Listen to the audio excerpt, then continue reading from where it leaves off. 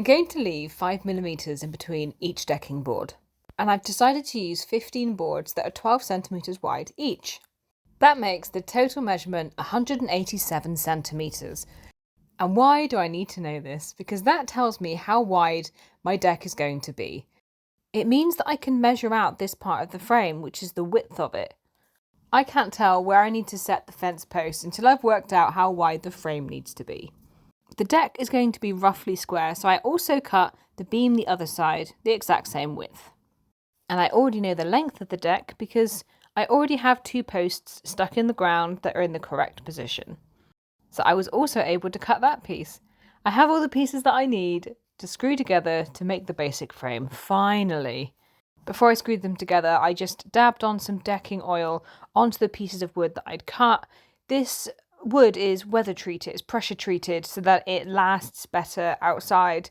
And when you cut into it, the ends that you've cut into are going to be more vulnerable, so you have to find a way to protect them and stop them from rotting.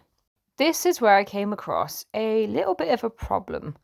I stuck a few pieces of wood underneath this as I just wanted to generally get a sense of what would be level before screwing in that first side. The first side screwed in absolutely fine. I just used some decking screws for this. I might stick in some slightly heavier weight screws a bit later, but these are just handy to use to make sure that it's in the right space. So here we go, all going well so far. Screw these in. Happy as Larry.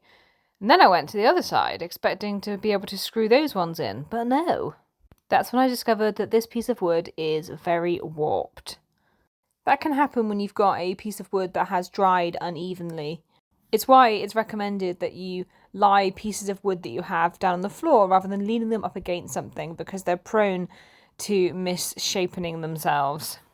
I'm going to see, using these couple of screws as a lever, if I can convince these 2 bits of wood to meet. If I can, I'll be able to screw them together and fight the warp. That sounds like an episode of Star Trek or something. Fight the warp. Anyway, I'm just using my clamp for this. I'll take these screws out when I'm done. They're not going to be permanent. This technique did seem to be working well at first, but you will see what happens in a little minute. I had a little bit of a hiccup.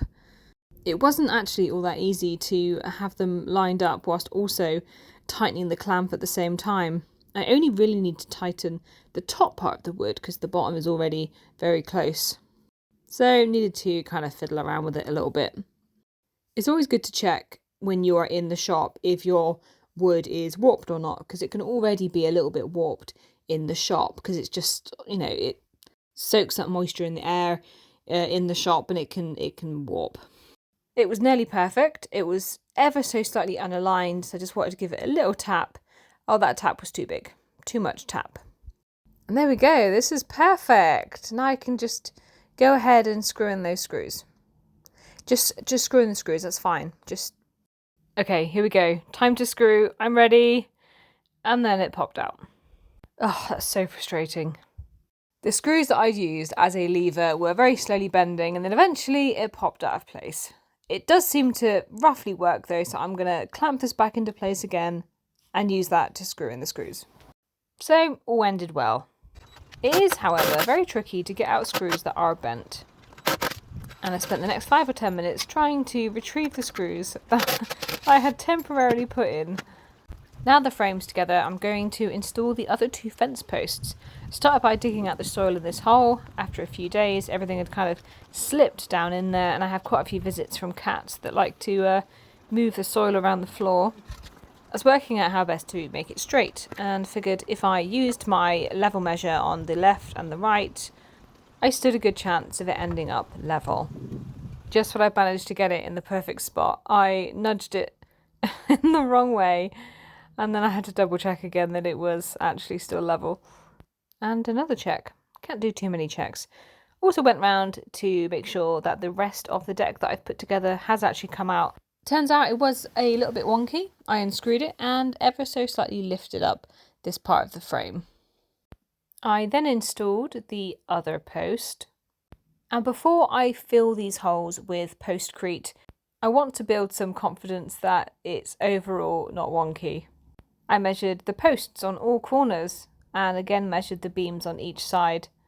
making sure that I still had my little slope for the water runoff. Oh, here we go. It's taken so long to get to this point, but I do think that this is one of the more challenging parts of the build. It's great to see its bones, to see what it's going to look like. That's definitely going to fit my hot tub. I mentioned I was making a pergola on the top of here, and so I thought, why not temporarily stick up these pieces of wood and give it a little bit of extra structure before I set the postcrete. On the day that I was doing this part of the build, it was an extraordinarily windy day. I feel like you need to share with me the frustration of just not being able to measure any of these lines. Every time I extended this measuring tape, it'd get blown over in the wind. It would have been absolutely fine if it wasn't windy, or even if I was doing this with someone else and they could hold the other side of the measuring tape. But with it being this windy, it was just going everywhere. My neighbours heard some very choice words come out of my mouth during this part. The reason that I'm measuring is that I want to make sure the distance between the posts at the top is the same as the distance between the posts at the bottom. This will ensure that the posts are standing straight up in the holes. Even though I'd measured all of these, they were still wonky. One of the posts was out by about 5 centimetres. These pieces of wood were actually quite heavy. This was a challenging job, to say the least. I wonder why I didn't put this piece of wood on top of the two that were already there. That would have been a lot easier. Oh well, Captain Hindsight. These posts should, in theory, all be the same height. Where the ground was higher, I dug the hole a little bit deeper. But even with my best intentions, I have a sneaky suspicion that some of these posts might be standing taller than the others. So once I do install these pieces of wood, I will cut off the tops of any posts that are in excess. This was the part where I'd had the biggest fights with the tape measure. It was making me so mad. I was taking deep breaths.